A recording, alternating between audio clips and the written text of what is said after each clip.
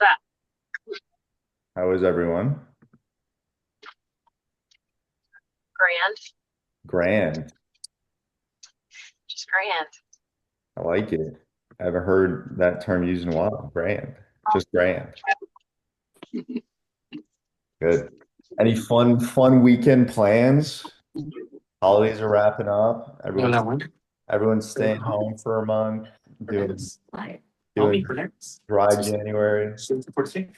Nice for me. Fernandez is nice to get. Hola, Cindy's what's up? getting muted. Love you, Carlos. Muted. Okay. All right, let's jump in. Today we're talking about how to keep making progress while traveling. How do we do that? All right, so it starts with the big picture principle here. So travel doesn't ruin progress. Travel alone doesn't ruin progress. Unplanned travel does, not planning around the travel. Progress isn't about perfect weeks, right? I hammer this home to you guys all the time. It's about planning for imperfect ones. So if you know a trip comes up, it's going to be imperfect. You're not going to have the same selection of food, workouts, etc. So how do we plan around that? Your options on the road aren't the same, so your planning shouldn't be either. The goal isn't to be perfect or hit new PRs. The goal is to maintain momentum and avoid backsliding, avoid going backwards. So, step one, decide your goal before the trip. You don't go into travel just winging it. Choose one clear intention, whether that's maintaining, whether that's small progress. Maybe instead of losing like 1 pound of fat that week, maybe lose like a quarter pound or half a pound, just because the food options are going to be different. Deload, recovery, right? I ask you guys, like, do you have any trips coming up? Do you have any bachelor parties? I know some of you have some of those coming up. Work, travel, whatever it may be. Time for a deload, time for recovery. So that would be in our intention there. Or do we just take a full break plus eat at maintenance calories? So we need to have intention going into that week. All of these can be smart depending on context. The worst plan is I'll just see what happens. That's the worst thing you can do. Step two, control what you can, just like nutrition basics. You won't nail every macro traveling. It's not realistic unless you're traveling somewhere to like maybe a different home of yours. Then you have all full kitchen, whatever it may be. But realistically, you're not going to be nailing every macro. But you can always nail protein. Easily, you can still hit protein, calories on average, basic structure. You can nail these things. So here's like a strategy checklist. Prioritize protein with every meal. No matter where you eat, they will have some sort of protein available, unless you're like in Rome, Italy, where they only have pasta and pizza. That was probably the only place where let's say struggled to get protein, but there were still ways around it. For the most part, though, 99% of the time, there's always going to be protein available wherever you go. So get that in for every meal. Hit roughly the same calories weekly. Walk every day. Hydrate hard. Planes and hotels can dehydrate you. I know when I travel, I feel like I never drink enough water because they don't give you that much water, and you can't bring a water bottle through TSA unless you want some airport water or get one once you're in there, like a water bottle that you can buy. Keep alcohol low if fat loss is the goal, right? We don't need to cut drinking out completely, but keep it low. And then precision isn't required, direction is. Step three, pack smart snacks. This is huge for us. And anytime I travel, my backpack is literally half full of protein bars because I got something at any point of time to get some protein in. Travel environment pretty much equals a food trap everywhere. It's the hardest at that point because you don't always have full control of what goes or what is available to you, but you still have full control of what you put in your mouth at the end of the day. So you change the environment first. How do you do that? Great travel snacks, right? Protein bars, jerky, Whey packets. You can buy some whey packets that come like in a bag and they give you like serving sizes for each. Greek yogurt cups, if available. Nuts, again, portion control, though. Those are super high in calories. Fruit, tuna packets. Some people out there actually use tuna packets. Personally, I don't, but that's an option. Protein shakes, you can grab a Fairlife, Core, Power, Premier, Protein, whatever is convenient you have to work with. This solves airport hunger, hotel vending machines. Don't know if I've ever actually got anything from a hotel vending machine. I don't know if you guys have. And then ultimately the 10 p.m. Screw it decisions because you don't have any good snacks on hand, but ultimately it's setting yourself up for success there. Protein on hand equals fewer distractions at the end of the day. Step four, plan your environment before you go. So before you travel, check, does the hotel have a gym? Is there a real gym nearby? Do you have kitchen or fridge access? Are restaurants walkable? Can you walk to these places? Will your schedule be packed or flexible? So environment is essentially everything. If the hotel gym is cables, dumbbells, or there's one nearby, you can still train if you have the flexibility in your travel schedule. Probably a good idea. If there's just a treadmill or there's no gym, then okay, cool. We're not going to work out. Then we're going to deload or we're going to focus on steps and just eating mindfully. But it's good to plan before you actually go and understand what are you working with so we can set our intention there. Ultimately, that also leads to no guilt, just to appropriate execution.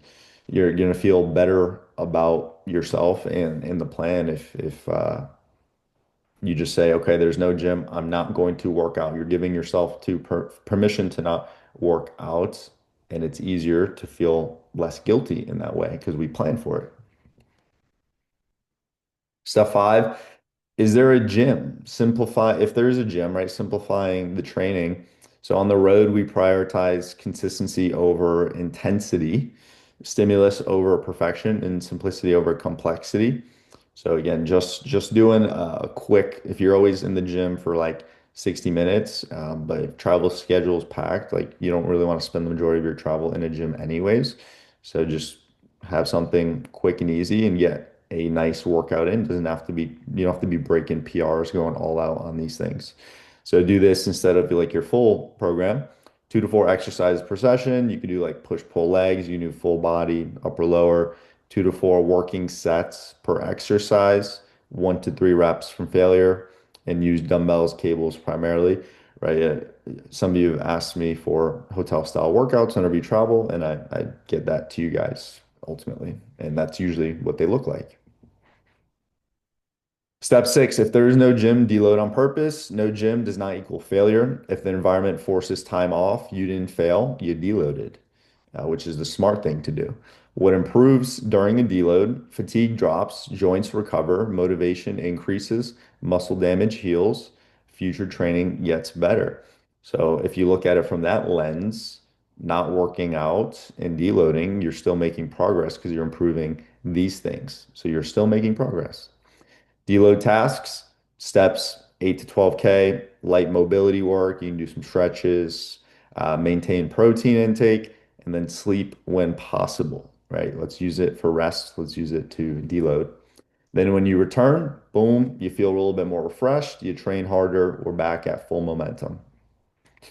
Step seven, steps in NEAT, non-exercise activity thermogenesis, right? This is just like your daily movements that you're doing, fidgeting, walking around, are your superpower.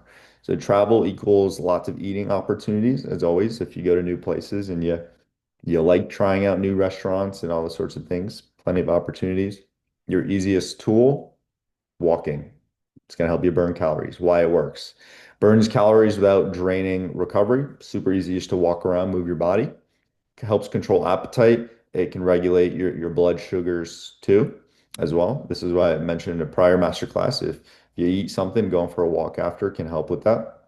And ultimately, you don't need equipment. You don't need to find a gym, anything like that. Goal while traveling, 8 to 12K daily steps. That's a good threshold for us.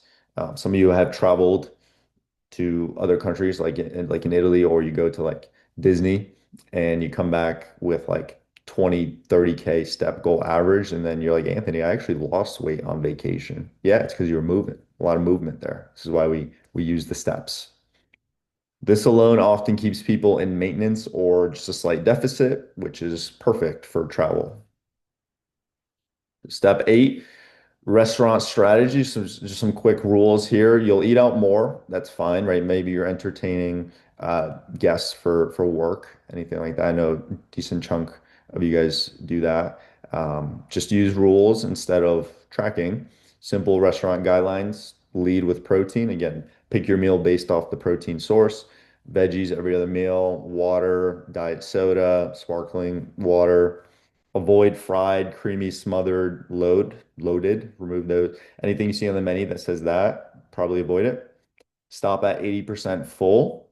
And then for alcohol, 1 to 2 max if fat loss matters ultimately. You don't need perfection. You need fewer 1,500, 2,500 calorie bombs, right? There's difference between overeating by a couple hundred calories and overeating by 2,500 calories. So we want to avoid those, mitigate the damage. Step 9, travel, sleep, and recovery matters more than usual. Travel equals stress plus poor sleep. Traveling alone psychologically taxes you. You got to run to catch your plane. You're out of your normal routine. That messes with your central nervous system because your body likes normalcy. It likes having its normal routine, and just doing that alone automatically causes stress to your body. And then you have bad sleep. Poor sleep increases cravings, hunger, fatigue, poor training drive. So while traveling, if you can get a dark room for your sleeping, cool room, right? That you want to be sleeping at cool temperatures. Reduce screens before bed, caffeine earlier in the day. And then fat loss and muscle growth still require recovery capacity. So again, this is muscle growth, fat loss is why sleep is important. It really impacts your ability to recover, which is key. So the philosophy around just making progress while you're traveling is you don't ask, how do I be perfect on the road? You ask, how do I keep moving in the right direction? Even if we're jogging or crawling, how do we move in the right direction? Travel success is maintaining protein, walking a lot, training if convenient, deloading if not, and then coming back ready to push. We don't need any of the heroic discipline of you forcing things and setting yourself up to fail. Smart strategy plus planning is what we need. Key takeaways. Progress while traveling is absolutely possible. There's plenty of you travel all the time and you still make progress. I traveled the most I ever in my entire life this last year, still made progress. You must choose a goal before the trip. Protein snacks change everything. Hotel gym equals short, simple workouts. No gym equals strategic deload. Steps are your calorie burning secret weapon. You control environment more than willpower. And the goal is direction, not perfection. Questions?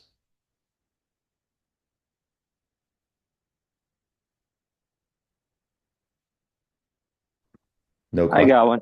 Okay. Hit me. I have a couple actually. One is regarding travel. So at the end of the month, I have a travel coming up where I'm not gonna have access to, gym at all.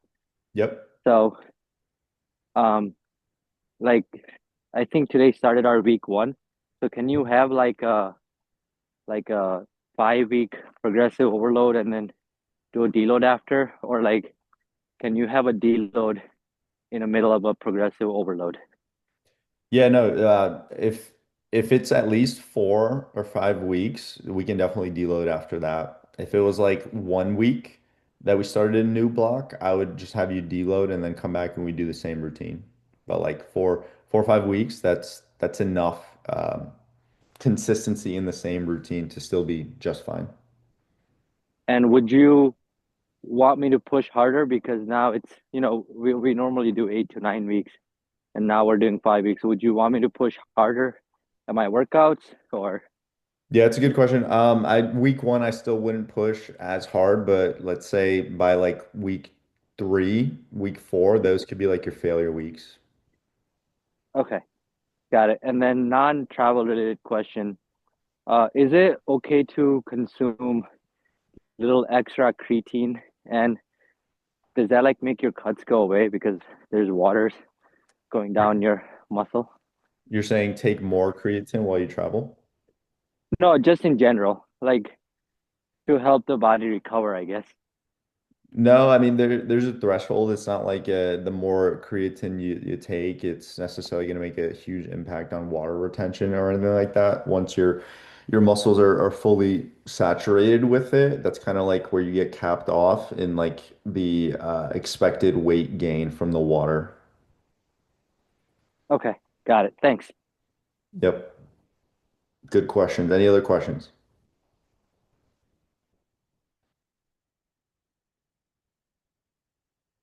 Cool. Easy enough. All right, guys. Friday, 2026. Everyone have a great weekend. Stay safe. And if you need anything, you know where to find me. Okay. I appreciate y'all. Peace.